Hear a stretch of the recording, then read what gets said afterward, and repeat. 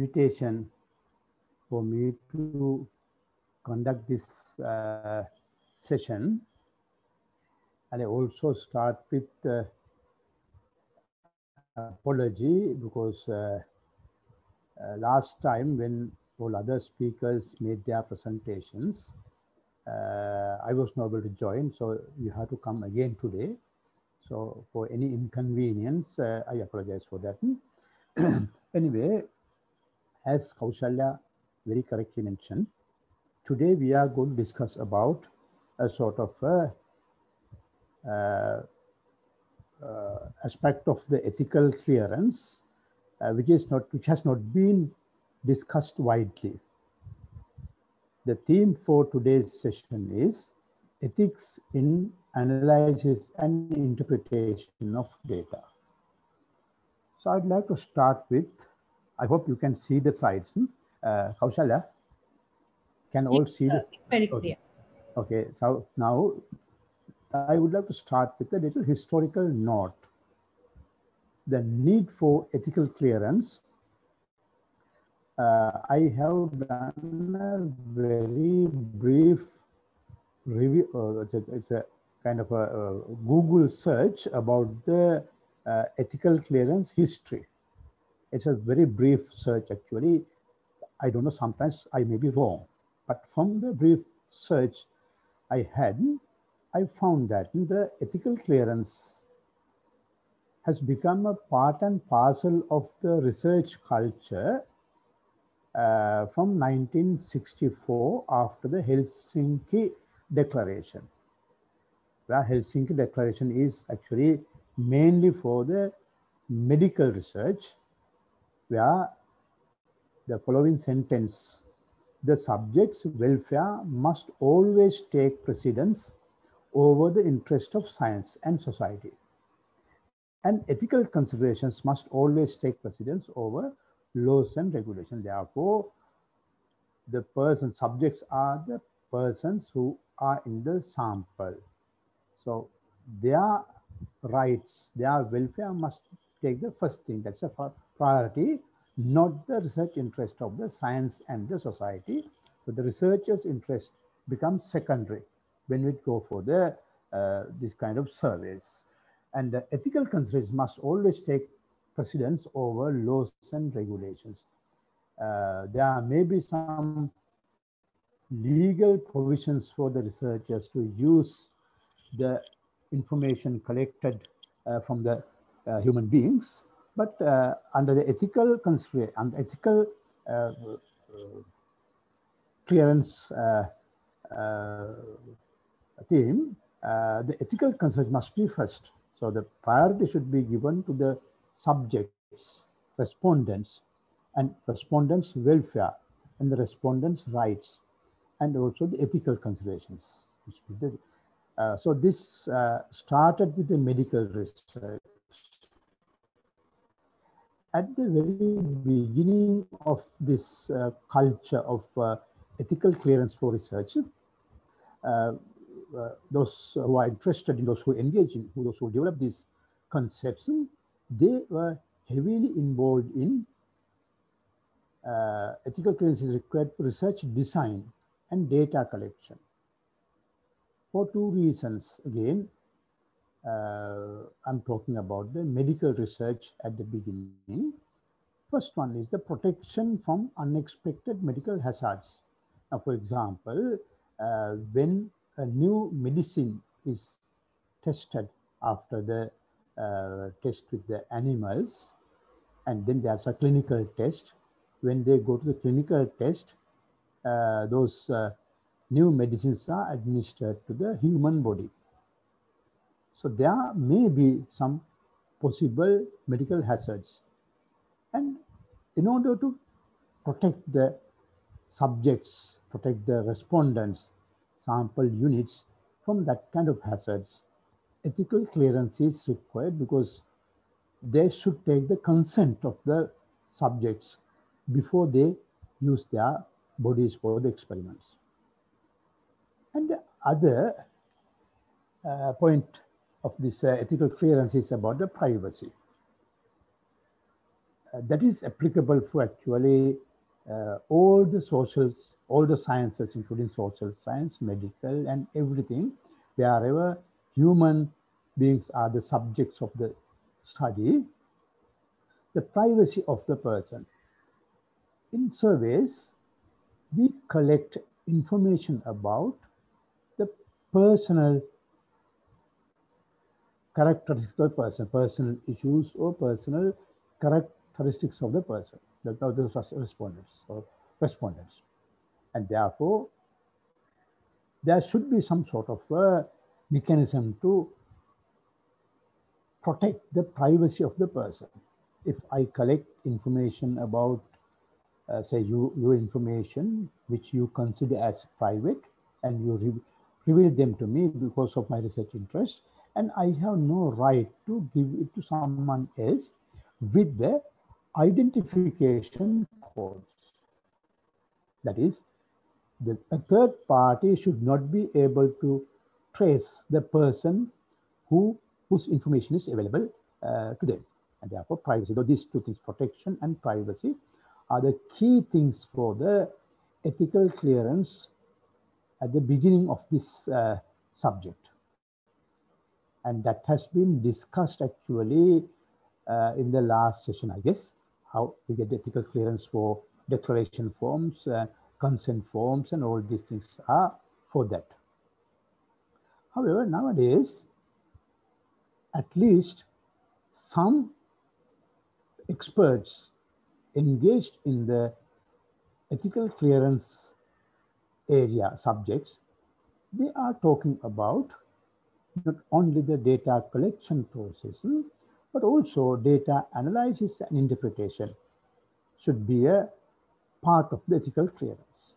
So today, I'm going to describe you some of these things that I could find from the literature about how the why the ethical clearance is required for data analysis and interpretation. Why ethical considerations for analysis and interpretation. Here I have given 3 bullet points in big letters and then a quote from a research called 2007, the full reference to that. There are 3 main reasons I found in this literature. Why do we need ethical considerations in data analysis and interpretation? One thing is to avoid misleading future researchers. Now, suppose that we are less careful about our research and we do it for some reason. I have seen that there are many people are doing it, or despite the, all the attempts by the universities and other research entities to stop it. Sometimes they do sort of a substandard analysis and interpretation are biased. Then what happens? Then after you do your research, it becomes a public document. It becomes a part of the literature. And as scientists, I think most of we are social scientists, despite that division, all the scientists, we are using scientific research approach. What is the key of the scientific research approach is that there should be a possibility for repeated experiments. Now, there is a question about the possibility for conducting repeated experiments in social sciences, but with some limited framework, we can do. It is not repeated experiment, but it is a kind of a similar experiments. If you are careless of your work and your findings are then wrong, or you interpret it in the wrong way, then that becomes a part of the literature. So that will mislead the future researchers. And therefore, as a responsible researcher, we should have sort of a social responsibility not to analyze the data incorrectly, well, not to interpret your results in a biased manner. sometimes we have seen that some people, even some very senior people in this world, I'm not talking about Sri Lanka, there are some people, they try to find evidences to prove their preconceived ideas, which is a completely biased approach. You should be not have a sort of a preconceived opinions about your findings. And if you try to find the preconceived opinions, then definitely it is a biased result, and that bias will mislead the future researchers. That's the first thing that we should understand. We have a social responsibility as a member of the academic community. And the second, also related to the first one, to avoid misleading policy debates. As you know, around the world, now we are talking about something called the evidence-based policies. One of the key sources of evidences for that type of policy making is the literature.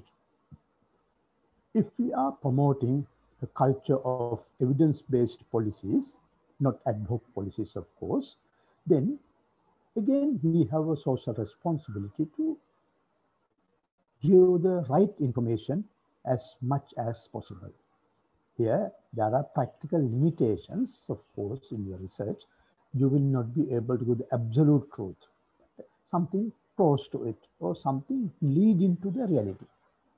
You should not intentionally misguide the future researchers and also policymakers. That will contribute hazardously to the entire world. If you have wrong conclusions and due to some reason, suppose a policymaker took your report and then they prepare their policies based on your findings, which are incorrect, then that's going to be the end of everything. And we are guilty of that actually. It is a sin for academics.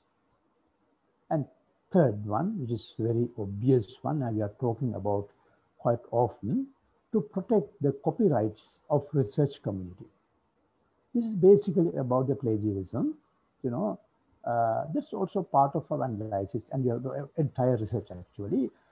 Plagiarism is also a significant practice actually nowadays, especially among our undergraduate students. To be very honestly, I would say that even I have seen some postgraduates are also have done it, because nowadays, you know, avoiding plagiarism is, I would say, very expensive. It is possible, but very expensive. Plagiarism softwares are very expensive. In Sri Lanka, there are only very few places where that facility is available, and therefore, there's a very high tendency of, you know, this copy-paste jobs, or maybe copying the ideas of others without acknowledgement. Therefore, these are the plagiarism practices. Those are sort of a misconduct of the researchers. So we also need to make sure that the researchers are not doing it, because we have to protect the rights of the past researchers. Because at the end of the day, it will be our own rights, because if we do not have that good practice now, in future, we can't expect the future researchers will not do it. And obviously, when you completed your research, say it is a plagiarized document, and you somehow or other you get away from the, you know, this or the legal protections, and you finish it and you published. It is in the web, because anyone can upload their documents to the web. So it's published. Other junior researchers, those who are coming after us, they will see that, and they also find that it is plagiarized. And therefore, they take that as granted, and they will continue plagiarism without any shame. And therefore, we should be a sort of a model for the future researchers. So these are the key reasons of nowadays we are talking about the ethical considerations of the data analysis and interpretation. understand that analysis and interpretation are two things. And I have a quote here from this author Kaultas, 2000. I think I'm not correctly pronounced his name. Anyway, 2007, page 194. I have given the full reference of this article in the last page of the presentation. This is a quote from his article. I read it. In a recent survey of 26 experts to determine opinions on the types of misconduct that would most likely distort the results. Remember, we are talking about the distortion of the results, not about the data collection, distortion of the results. Overall, 60 items in 4 categories. The 4 categories are in red here: design, conduct, analysis, and reporting. So the first 2 are for the first part of the ethical clearance part. There is survey design and conducting the survey, and analysis and reporting. That's basically interpretation, reporting, and that's all are there. Were identified by the majority as likely or very likely to distort research results. So this is actually a serious problem that has actually, this article is from 2007. So now we have passed 14 years. So in this 14 years time period, there will be a lot of other, sort of bogus contributions to the literature because of the lack of ethical considerations in the data analysis and interpretation. Okay. Research ethics. I have actually, this is, I have extracted from the web link given. Research ethics provides guidelines for responsible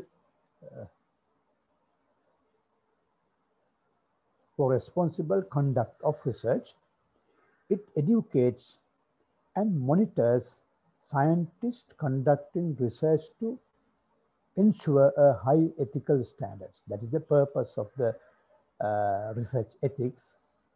And this web page has listed out 16 principles of research ethics.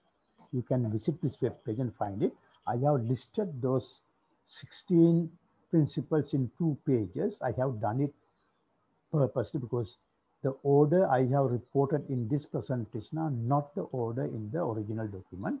I have reorganized it for a purpose. Look at this. 16 principles, side 1. I think there is no need for me to read all. I just read the title, no need to explain it. Confidentiality, that is basically about the confidentiality of the communication with the respondents. Their private information should not be communicated to others, should not be leaked to the third parties with their identification codes. Now, we have to understand that once the data is collected, it is a professional practice that we make available the data for the others. There may be some people who don't do it, but there's a data market. You can sell and buy data. And so data is a sort of a becoming a kind of a public good nowadays. Once the data is collected, it should be available to everybody. However, here the confidentiality means that you can give the data. There's no question about it. But when you give the data, you should not give the data with the identification code. So that's such that the third party can recognize a person, and they're looking at that data set, they can recognize this person and their responses. You should have separately that you should give the data without any individual identification codes. The legality, know and obey the relevant laws and institutional and government policies. That's obvious. Human rights protection, subjects protection. When conducting research on human subjects, minimize harms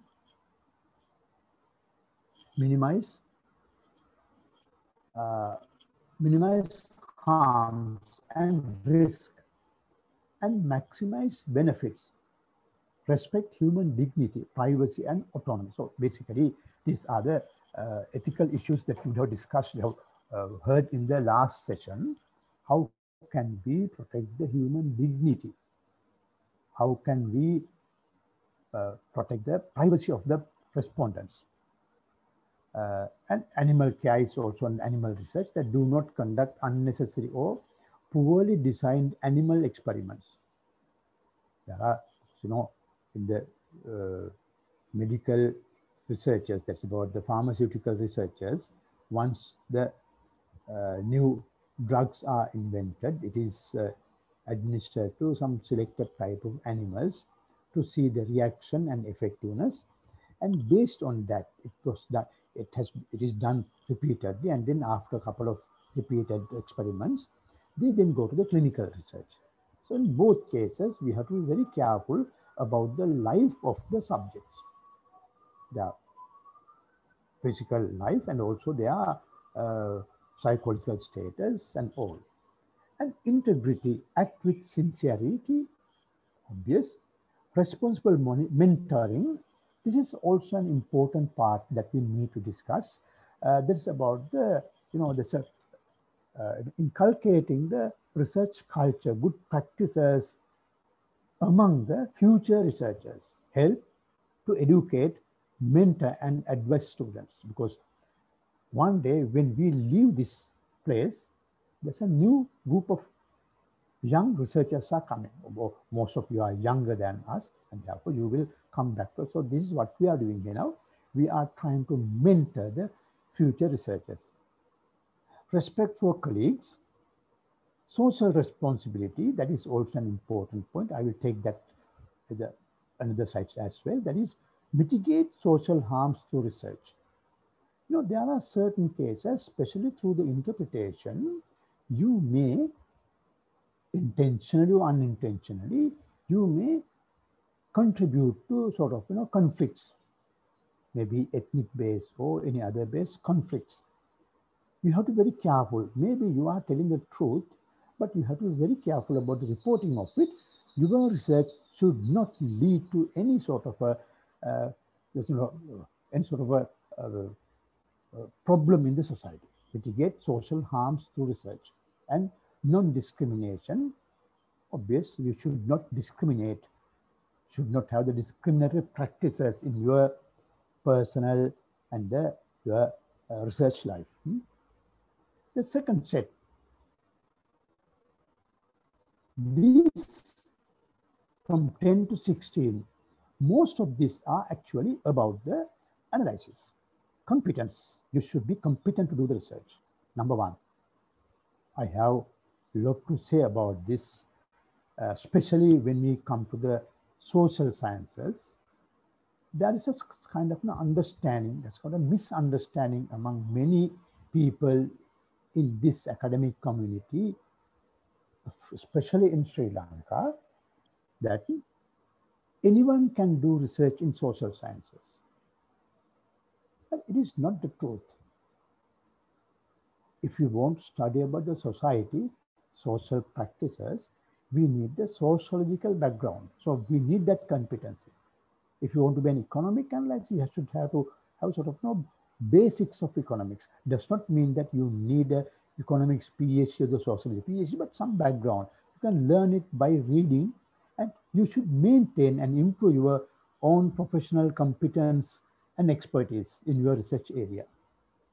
So this advised us not to go into the others' research areas, which has happened in this country, in many other places quite often, that they just invade, because currently research is a sort of a market.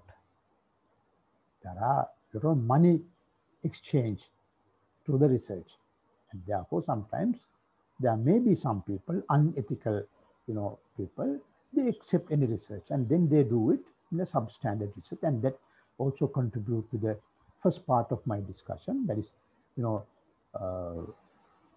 wrong or incorrect or incomplete information provided to the future researchers. So that's competency is one of the main things that we need to take care of, and you should be able to maintain and improve your own professional competence and expertise, because research field is one of the fields with large number of dynamics coming in, a large number of dynamics. Those dynamics are taking place because now in the, if you go back to say,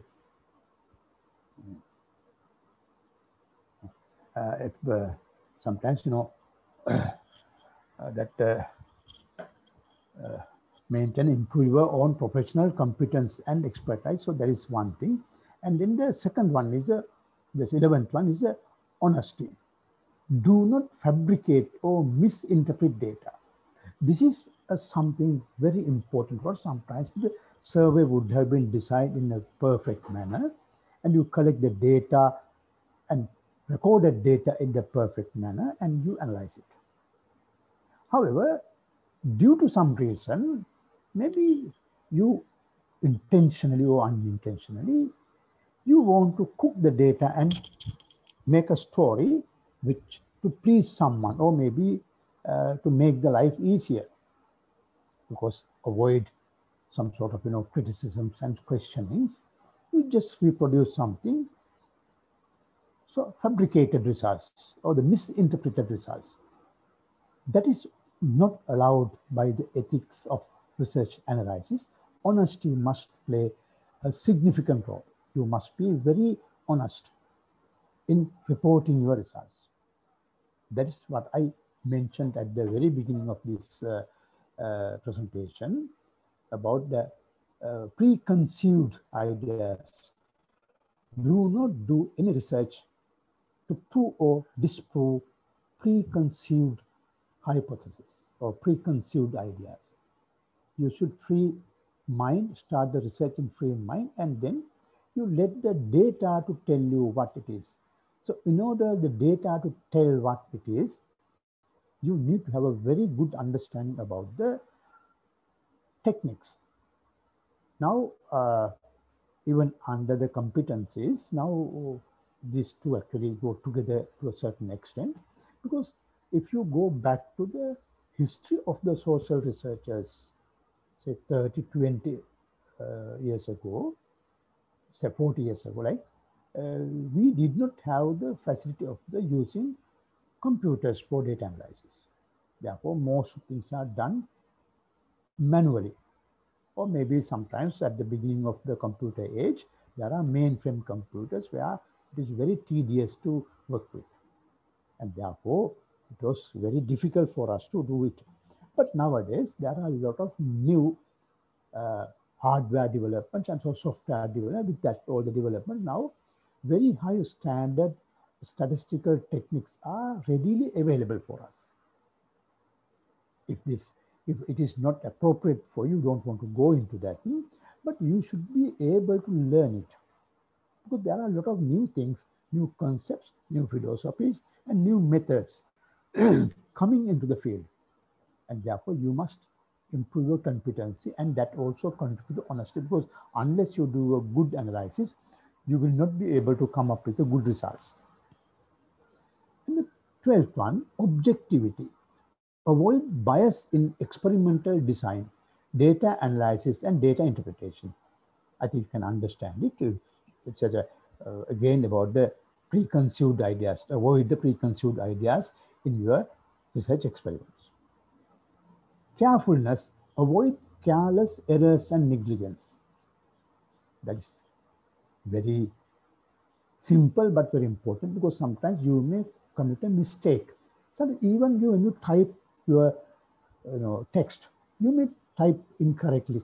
Sometimes we used to say in our study time, we have a sort of a kind of a jokes coming from the students communities that if the I'm just talk about some statistical concepts, or if you don't know, excuse me.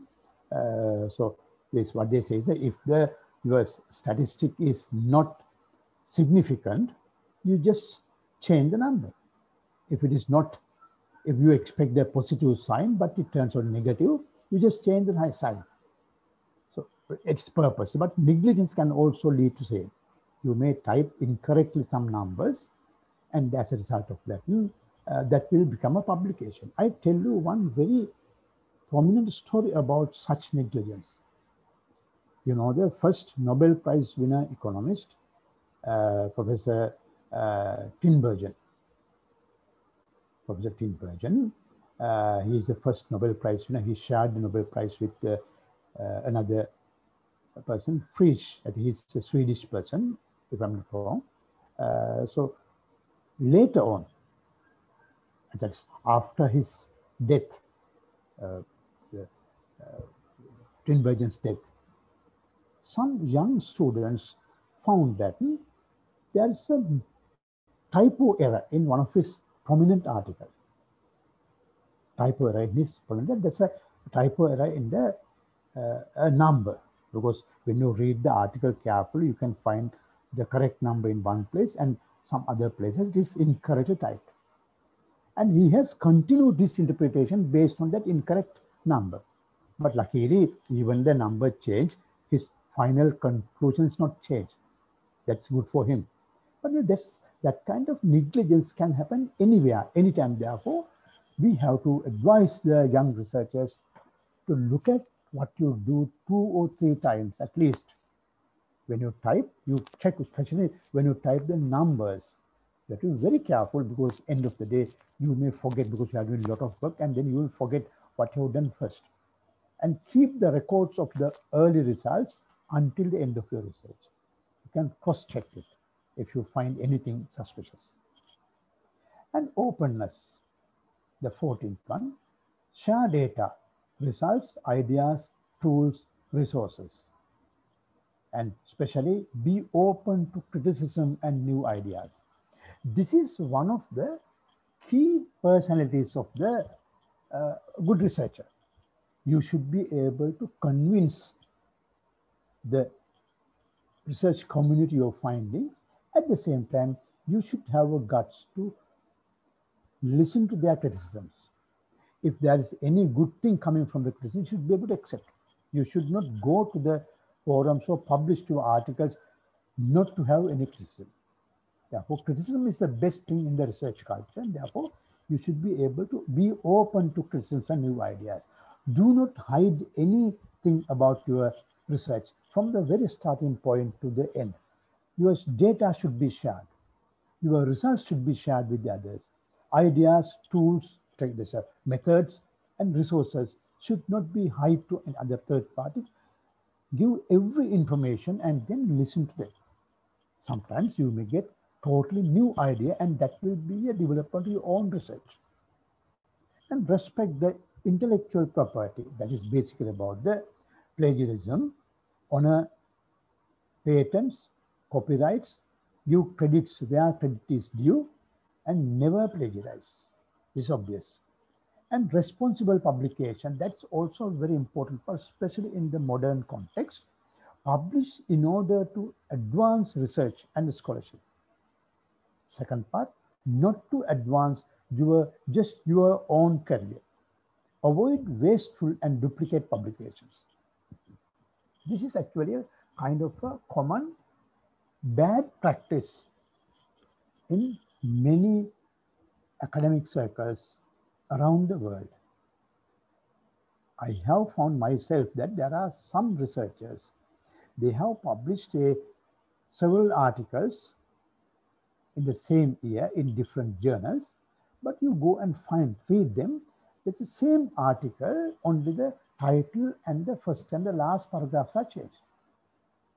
So this is published, and then they count as several more publications, because end of the day, as academics, I'm sure at least some of you are university academics, and there is an unfortunate system in this academic community to judge about our contribution based on the number of publications, not the quality of the publication, number of publications. Therefore, we are hurried to add the numbers. We published here and there, and nowadays that facet is also there, because there are large number of bogus journals. There are large number of Now, there's a commercially developed journals, and if you can pay, they will publish it anything. And therefore, you have to be responsible publisher. So you publish only your findings. Publish, the purpose of your publication must be in order to advance research and scholarship. That's an academic contribution. And the second part, not to advance just your own career. You can improve your own career, advance your career, but just for your own career is not allowed. Just for the purpose of adding more publications, don't do it. Really? So that is, these are the 16 principles of ethical clearance according to the that's a source that I mentioned you. This source, this is one that I've spoken about. So you can also find it. I'm sure that the Kaushalya will make available this presentation for in the online via this repositories. And then I would like to start with the key points of, this is actually kind of a summary of my discussion. I'm going to just take this into discussion. The key points on ethics of analysis and independent social research. I would like to start with a book published in 1954. The author is Darrell Huff. Darrell Huff published a book with the title, How to Lie with Statistics. How to Lie with Statistics. And there it is actually a sort of a very, sometimes I remember people, it's quite an old book, 1954, but still it is very interesting. I read it last night as well. It's a very brief book, which is available in the web, online copies available. And there, actually, this cartoon is from this book. We are poor little lambs who have lost our way. These are the statisticians, according to Darrell Huff. They have lost their own way and they are trying to find it. So sometimes we used to say to our students, and sometimes even among our academics, if you want to, just a kind of a joke, if you want to be successful in your research publications, first you must be confused yourself and try to get away from that. So this is what it is. We are poor little lambs who have lost our way. They have lost their way and they're ba, ba, ba. So they have lost their way and then trying to find a way out. And in that attempt, they are doing a lot of contributions, and those contributions may mislead the society. That is the key point of this Darrell Huff's book. And there are very interesting, some sort of statements in this book. Read this. Logic is a systematic method for getting the wrong conclusion with confidence. Logic is a systematic method for getting wrong conclusions with confidence. Wrong conclusions with confidence. And the second statement, statistics is a systematic method for getting the wrong conclusion with 95% confidence. Those who have learning statistics, I'm sure that you are not laughing because I always talk about the 95% confidence limits. So this is about the wrong conclusions with 95% confidence limits. Of course, we are talking about this type 1 and type 2 errors. We have taught them. But still, that can lead to erroneous conclusions. Actually, these first two are I extracted from a web-based article. I have also given the name of the article, the research gain. That is also about the how to lie with statistics and some further title. And I quoted it from this. And these two are from actually Darrell Huff's book. There are three lies. Lies, damned lies, and statistics. So statistics is the worst lie in the world according to Darrell Huff. And the last point, which is also interesting, politically interesting as well, a well-wrapped statistics is better than Hitler's big lie. It misleads, yet it cannot be pinned on you. So using statistics, you can mislead the society. However, no one is putting you in the responsibility because it is a statistical outcome. You have enough safeguard from that, and with you are safeguarding, but you can tell the lies to the society. Maybe you also don't know, but you are just interpreting the results, and that lead to mislead the society. Let me take two examples that maybe I can take several examples actually for lying with statistics. But let's start with the Trump story. I'm sure those who are in Facebook, you have seen this.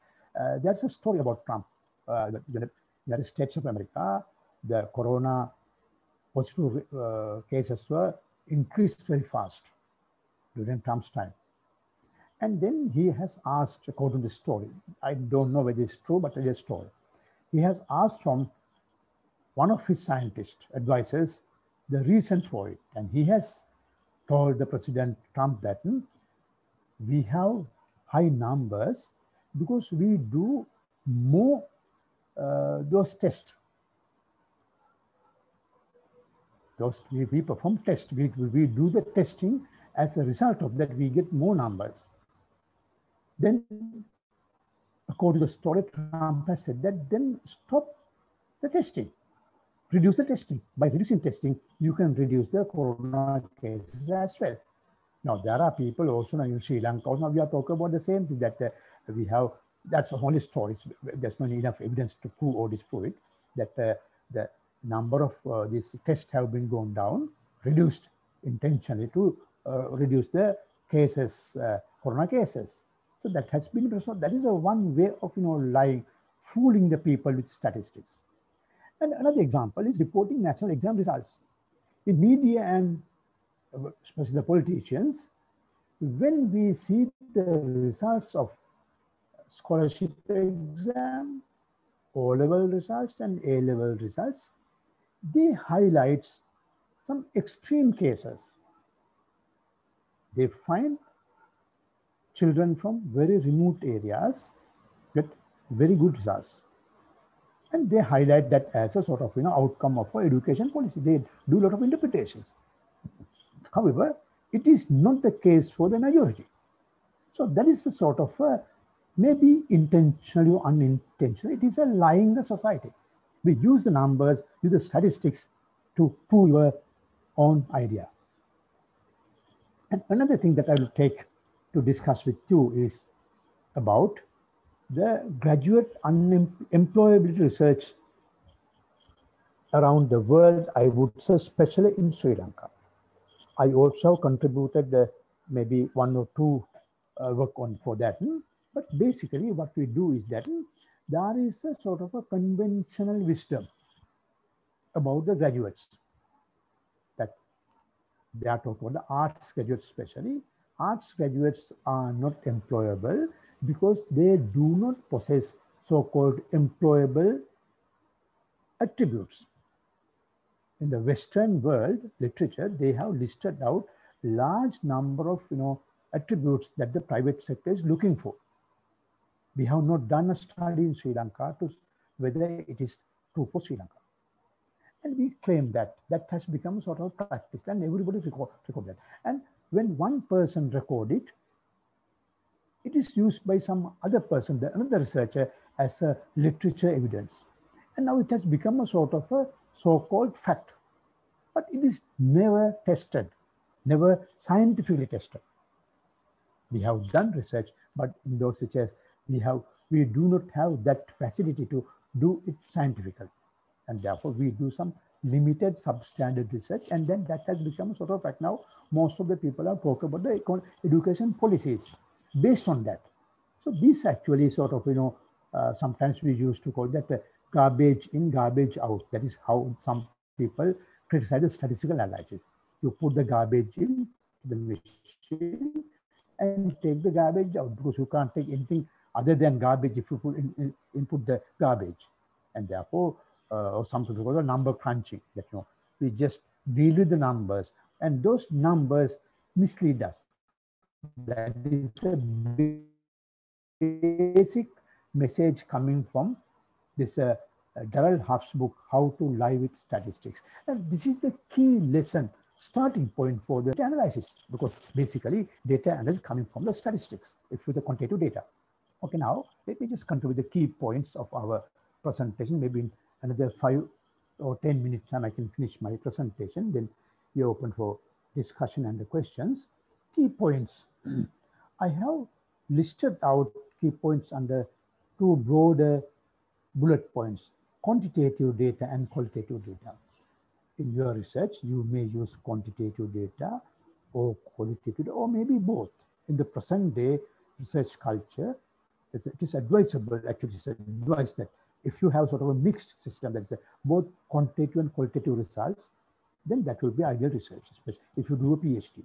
Otherwise, for diploma or undergraduate, you may limit to one, but just because of the time factor. But if you are doing a PhD for 4 years time, then advisable to go with both quantitative and qualitative data. The advice use the scientific data collection methods. Now, what is the scientific data collection method? I have seen in many postgraduate dissertations in my own university, I received them for examination. I found that they have done sort of an ad hoc service. The most of the people use the convenience. They have selected this particular village. So for some other reason, they have selected this particular firm. Probably he or she is working in that place. And they just select it. It is not actually scientific. So what is the scientific method of data collection, sampling? The best thing that we are talking about is a simple random sampling. You identify the population and select the people, you decide the number of cases and select the individuals or the respondents at random, allowing everyone in the sample, in the population, to be selected into the population. However, practically, this is not an easy task. Even if you go to any national level data collections by, say, Census and Statistics or any other organization, they have not followed the simple random sampling method because that is very costly. And also it is very cumbersome. And in most of the cases, you don't have the population listing. Without the population listing, you can't do it. And therefore, simple random sampling is the best method in the scientific disciplines. But then there are some other methods like multi-stage, stratified, whatever. But you have to do it perfectly in that framework. We are not advising you to go for only for the simple random sampling. It is difficult. If the say if your population is concentrated in a small geographical area, then it is all right. But otherwise, if it is national-wide, then selecting a simple random sample is very difficult, very expensive, of course. Therefore, you can go, there are many other methods. Whatever the method, you should spell out in your research. Every step of your sampling has to be described briefly in your report. Then others can see how you have done it. And if there is anything wrong, they can highlight them. And use scientifically recognized data. If you are going to use a secondary data, use scientifically recognized data. How can we identify the scientifically recognized data?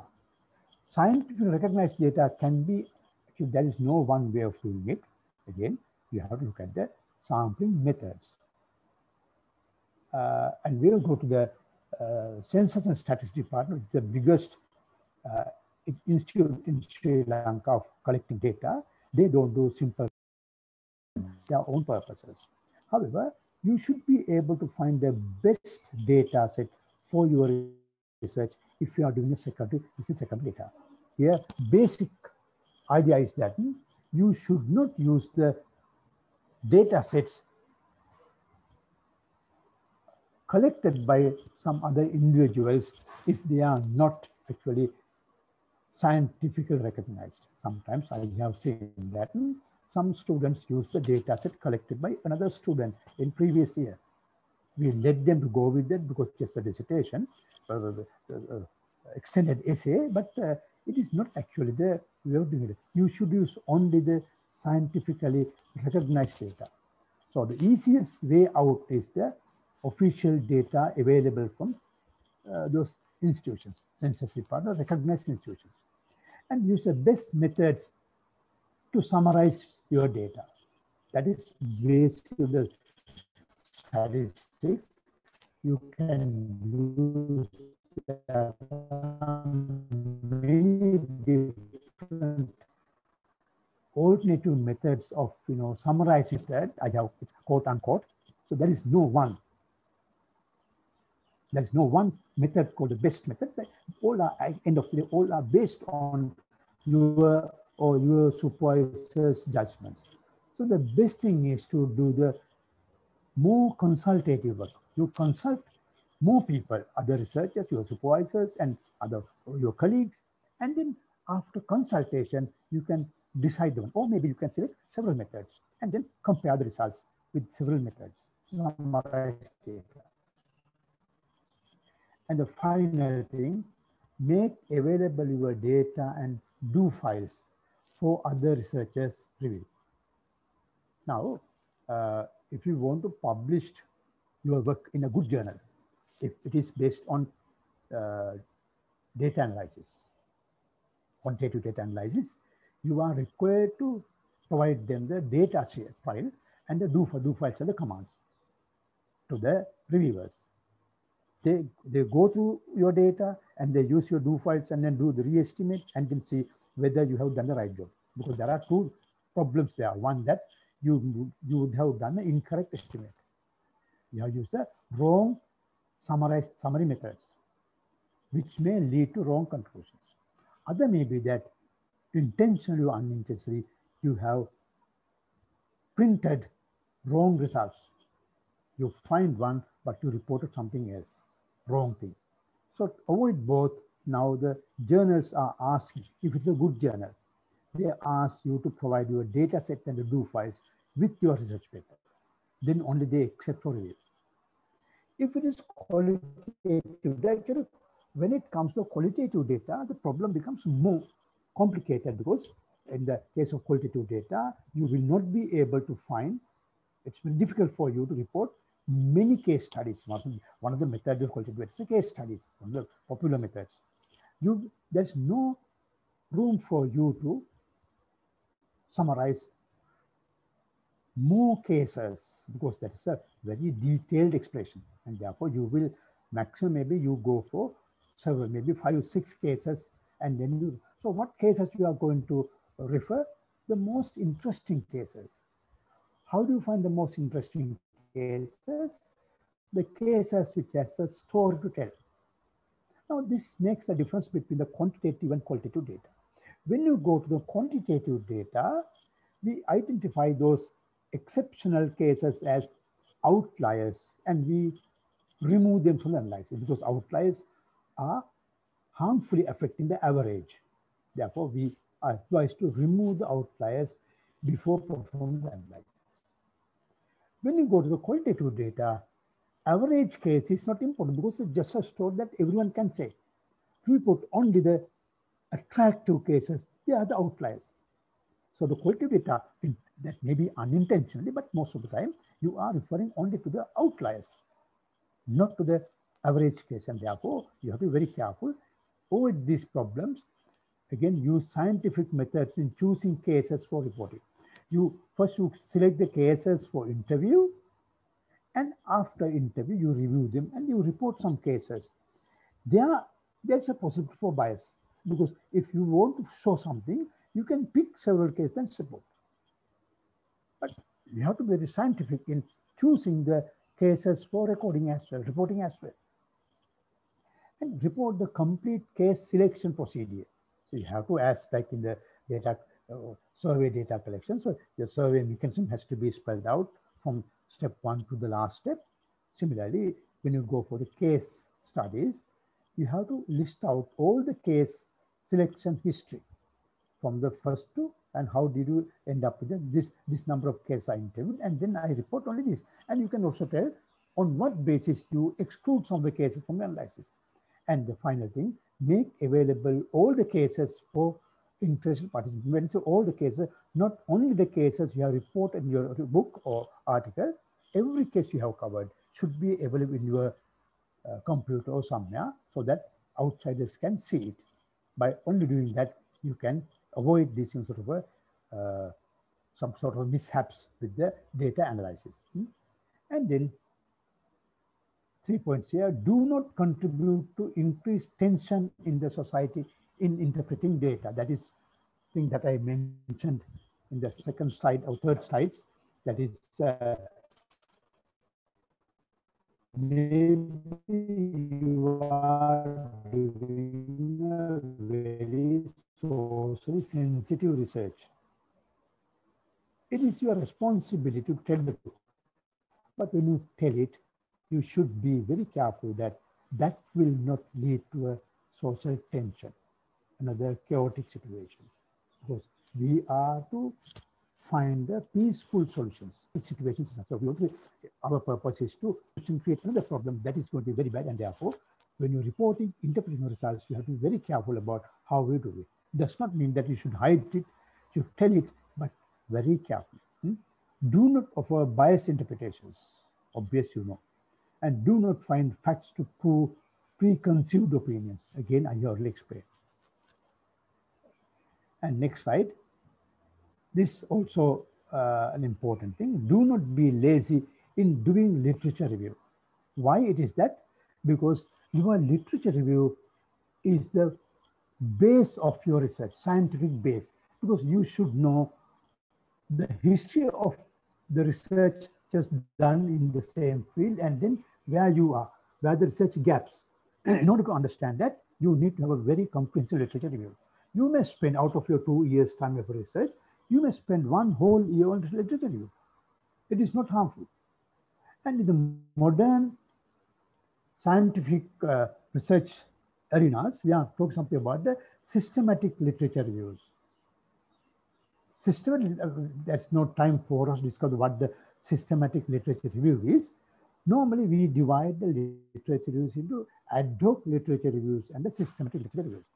Ad hoc literature reviews, the most of the time we do is that we just find some relevant article or book, maybe if you are a student, maybe from a supervisor, and then that book, there are references given.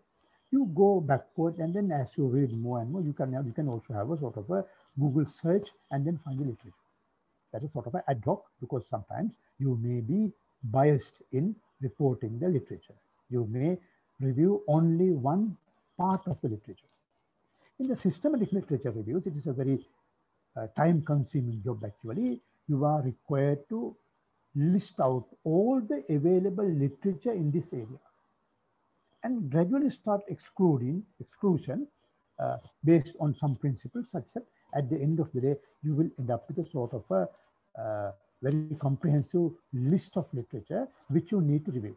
And that covers most of things according to the systematic literature review methods. So I would suggest that someone should actually conduct class on the systematic literature review for the researchers, because that is going to be a very useful knowledge for them. And find the best place in literature where your research can be placed. So that is one of the purpose of the research, because you are contributing to the existing literature, and then you should find where I am going to pitch. Otherwise, it is going to be a research in isolation. You can't find literature stand its own and get published, popular. So you want to contribute to the existing literature, and therefore you have to find exactly where your research is going to fit. And do not plagiarize. And these are the basic things that I would like to share with you. And these are the references I have used for this presentation. Those are all available in the web. for listening to me. I hope I did not take too much of your time. I thought it could take 30 minutes, but it took 40, I think nearly 1 hour. So this is the end of my presentation. So any questions or any clarifications, please? Kaushalya. Yes, sir. So thank you very much. I was particularly struck actually for myself by what you said about analysis as a social responsibility. I think we think of it as generally something that the researcher does with the data, and maybe a few other people are involved like reviewers or people like that. So I was really struck by that. Do we have any questions? You can unmute yourself and ask the questions, or you can put it in the chat.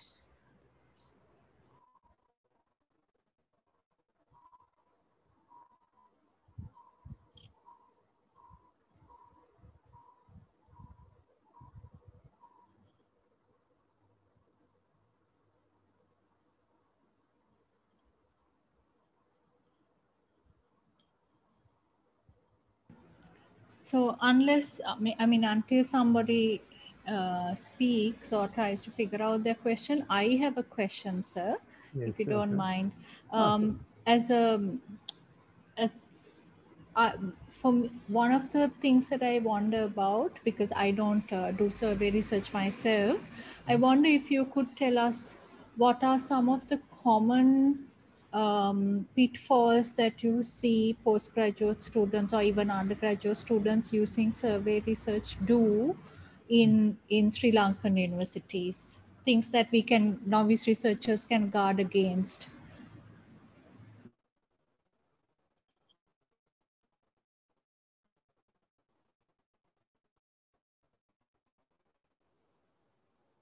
Yeah, I think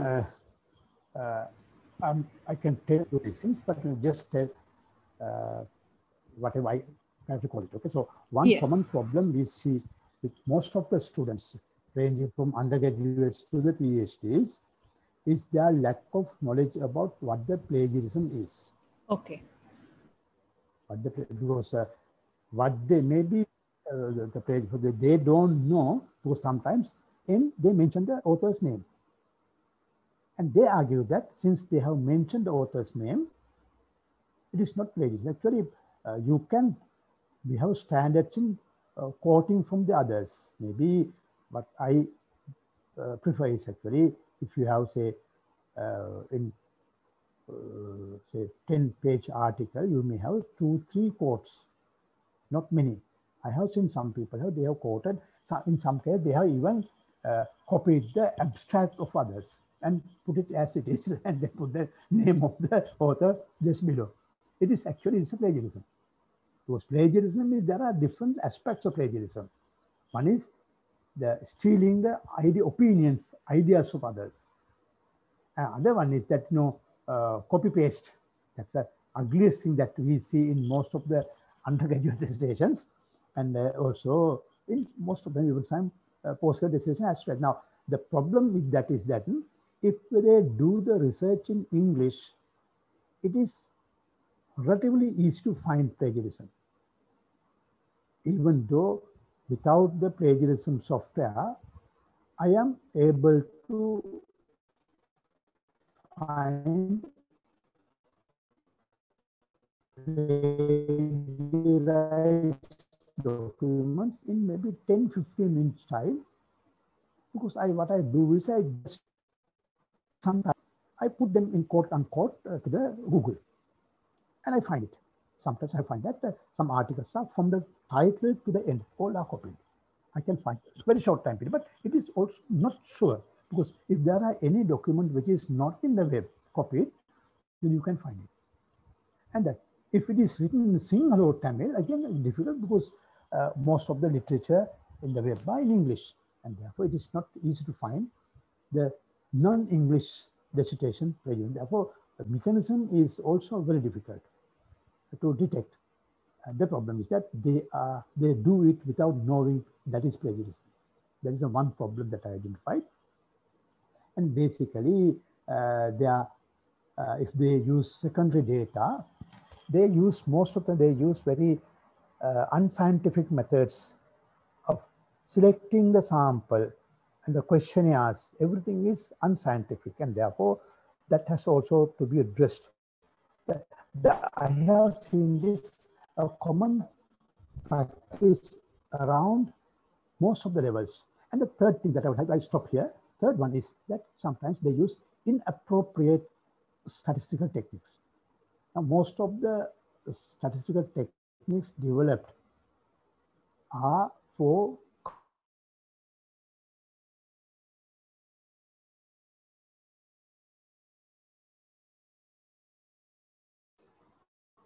do you hear me, Kaushalya? Oh, something wrong. Kaushalya? Hello, sorry, sir. I think I went mute, but you also went mute when you had just started to talk about the third thing. Yes, third one is about the use of inappropriate statistical techniques. Now, let me tell one story that most of the popular techniques that we teach in undergraduate classes, especially first, second, third years, are developed for continuous data, continuous variables like income, age, like I have seen even the average is for continuous data. I have seen some people use those measures with the discrete data. That is not actually acceptable. Actually, at the very beginning, I was tough on it. I did not pass the people if they have done it. But later, I myself found that there are some articles. Some people have written books and written web-based articles using the same incorrect use of the techniques.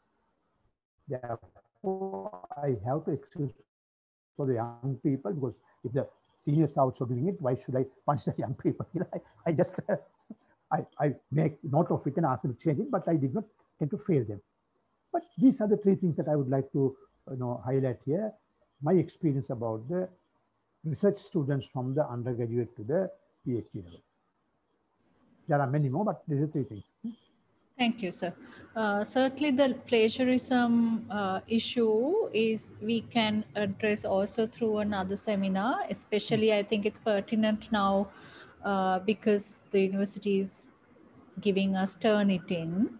And as you said, it's very expensive.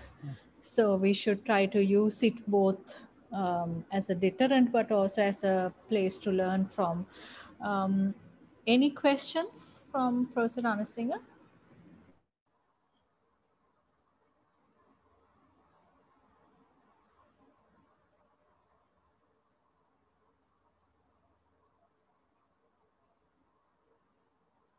No questions? That's the common experience I had with our colleagues, but I think that is also a very unethical practice.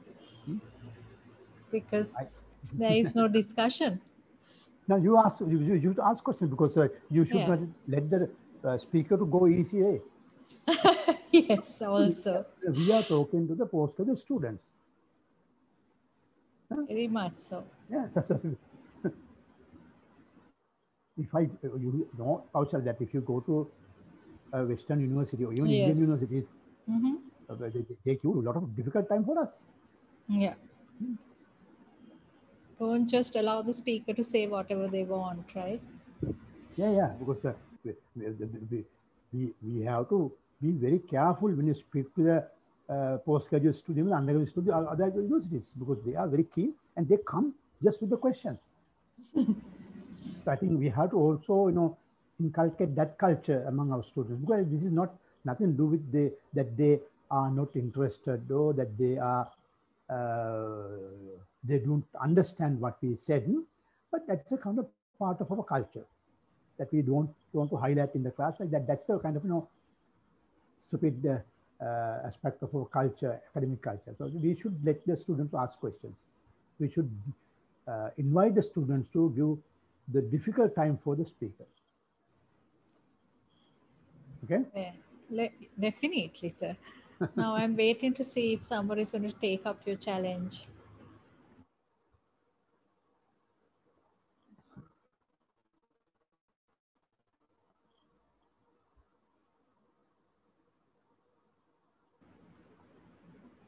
Okay, if anyone else is not going to ask, I'm going to ask my second question. And this is actually not very Okay, related go to ahead. ethics. But you said in your one of your examples about graduate unemployment that we Yeah. I'm not sure if what you said, what I understood was that you said that we don't have the resources to do a large scale survey of the Yes, skills yes, that are yes, necessary in yes, Sri yes. Lanka. Could No, you no, no. explain that a bit more? Yeah. No, no. The thing is that, that I'm particularly talking about this graduate unemployability, the employability Right. survey. Mm-hmm. That has actually several dimensions. One is that if you would have a comprehensive understanding about the employability of the graduates, for that matter, any schools, leavers or whatever, you have to look at it from different perspectives. You have to look at it from the student's perspective and the already employed graduates' perspective, university academics or the administrator's perspective, and also the employer's perspective.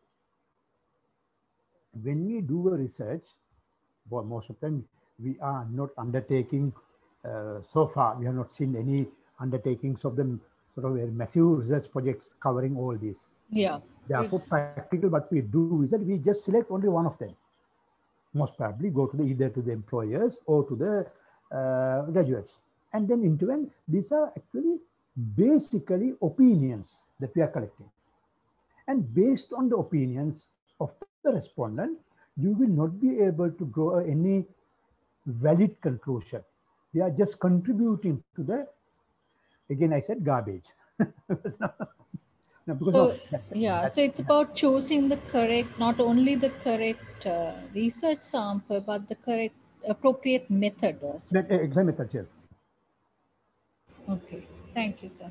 Therefore, I strongly recommend for future researchers in this area, graduate employment, they don't want to worry too much about the sample size and statistical methods. You can go to a sort of a qualitative research where you can cover most of these aspects. You can take the evidence from the previous research and then go to the employers and talk to them. You can't interview large number of employees. So if you go to the graduate employment, you have to interview only those graduate recruiters. That is what the Western countries are doing. There's a separate organization for the graduate recruiters societies organization, and then you can interview only them, and also selected graduates, selected university teachers, and then you can at least lay the foundation for the research. Otherwise, we are repeatedly doing the same thing, that we are using the conventional wisdom as a finding. Okay? Yeah, Okay, ma'am. thank Oh, you, sorry. sir. Thank you very much. If there are no questions, I think we can wrap up. I'm going to wait 3 seconds to see if there are any questions.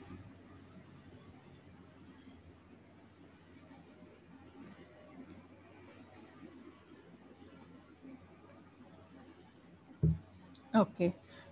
So thank you very much, Professor Ranasinghe. It was a very useful session for me. It was very interesting. And I hope, even though there were no questions, I'm sure the others stayed on 1.5 hours because it was interesting to them and useful to them as well. And thank you for logging in and for Professor Ranasinghe doing the presentation on a Sunday evening.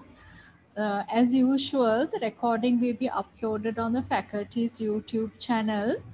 So I'm just reminding you again, please feel free also to write into me with any suggestions for further sessions. And enjoy the rest of the evening. And I wish everyone a good week ahead. Thank you, Professor Ranasinghe also. Bye-bye. Okay, thank you very much for giving me this opportunity, and see you. Okay, Thank bye. you, sir. Bye.